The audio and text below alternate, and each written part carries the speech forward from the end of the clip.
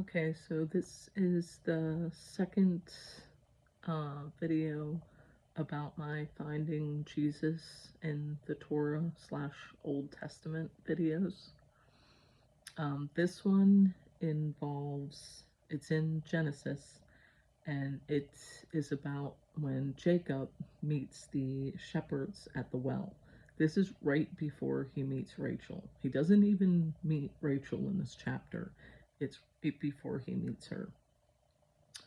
So, just to give you a little bit of context about why I'm going to talk about this chapter and why I think it's so important, I know this is going to go off on a tangent a little bit, but there's something that I do sometimes when I'm watching movies, especially like a mystery movie where maybe you have to find out like who the killer is or who done it kind of thing, is there will be certain scenes in movies that will seem so unimportant, and you're thinking, well, why are they shooting that?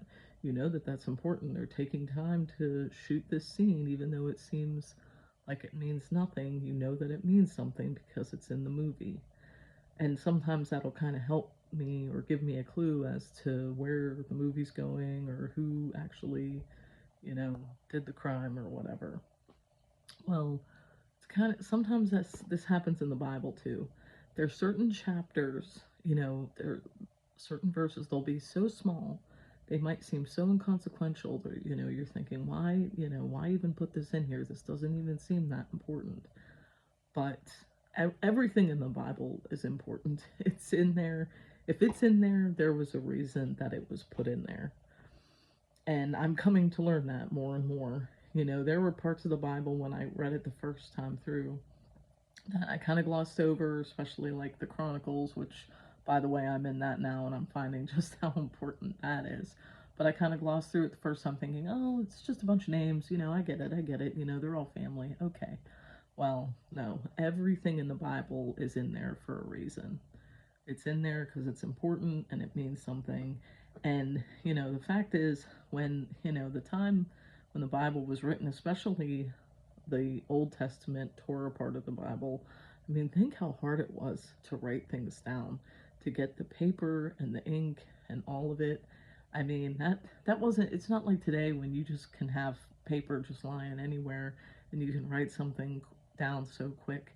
It took time and effort to get this done. And then they had to, you know, find this and turn this into this whole book. I mean, this took some real effort. So if this was put into the Bible, you know that there's a reason it was put into the Bible.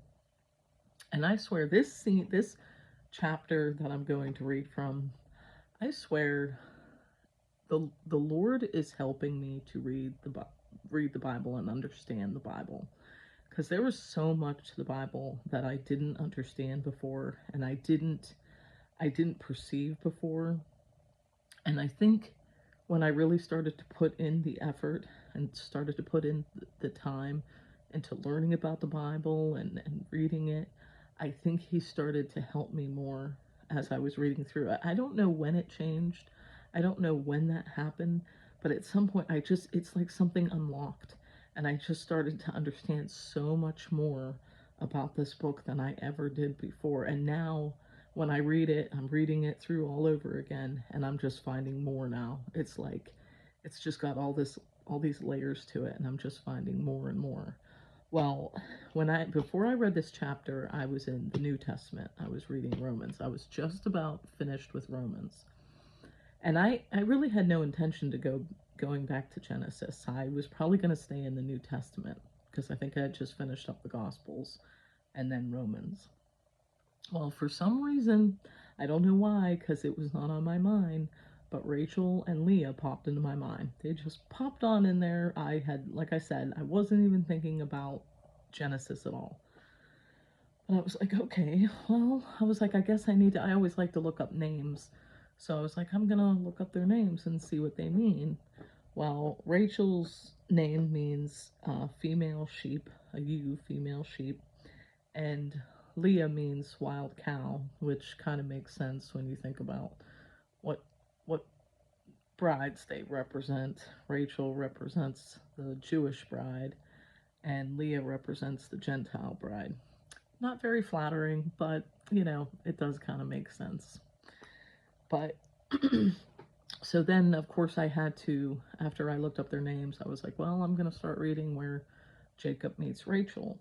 Well, I read the chapter right before he meets Rachel.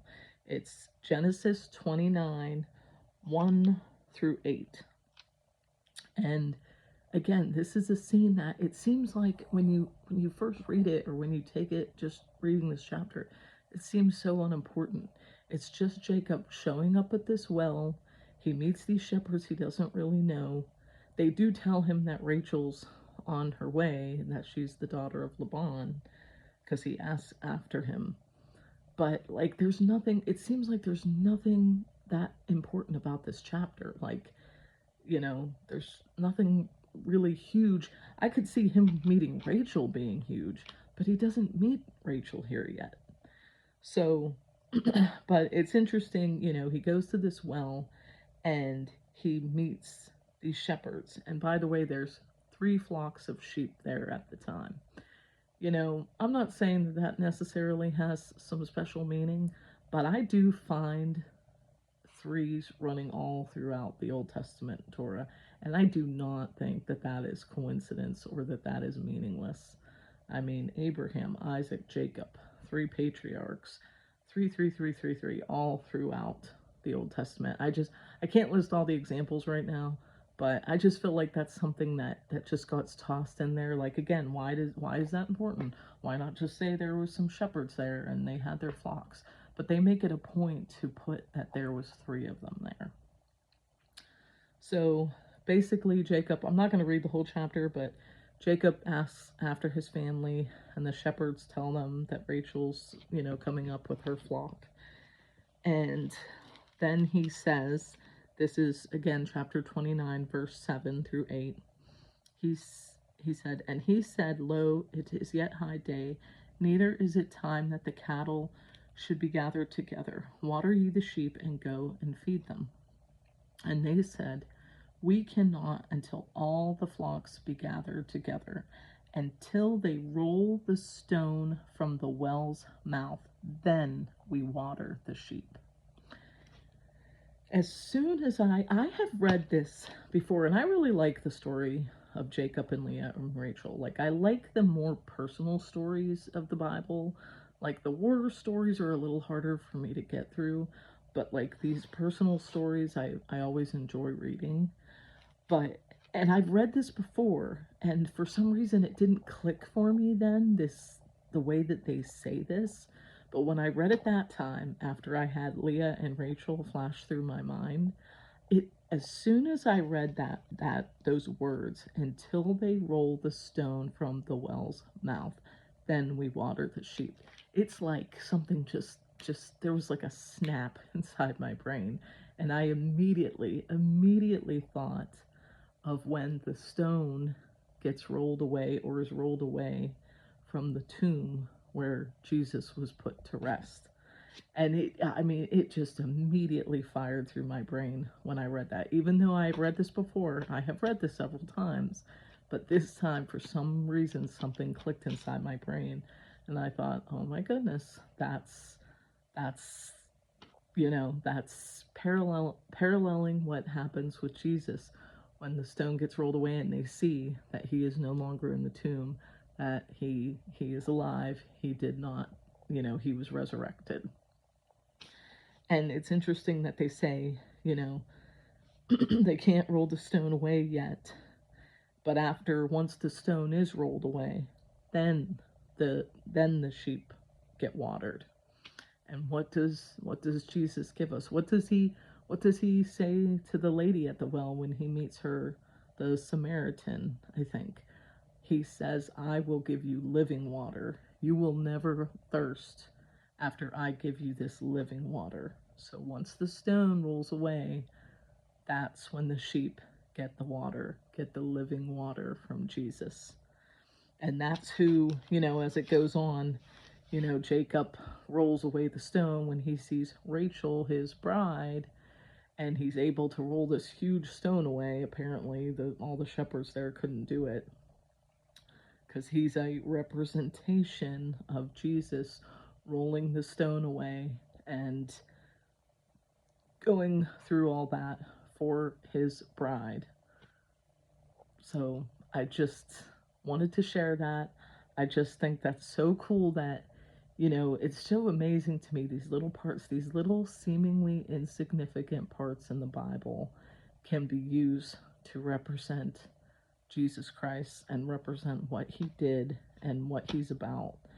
And I mean, I guess when you really think about it, it's not so strange. I mean, who was Jesus? He was a poor carpenter from Nazareth that obviously most people of that time, didn't think he was going to be anything or be anyone. And in the end, they rejected him and he was crucified by the Romans. But, God really likes to take those humble beginnings and turn them into something much, much bigger. And this chapter is just another example of that. You think this chapter is so just unimportant, just, why is this in here? This doesn't seem all that important. And I thought, I did that too, I'm sure I read through that and thought, okay, we get it. He's there. Let's get on to him meeting Rachel. But this little insignificant chapter, this verse, those two verses together, really say a lot of how the Bible likes to reveal things, even in the little, tiny, humble details. So praise to Jesus Christ, and God bless.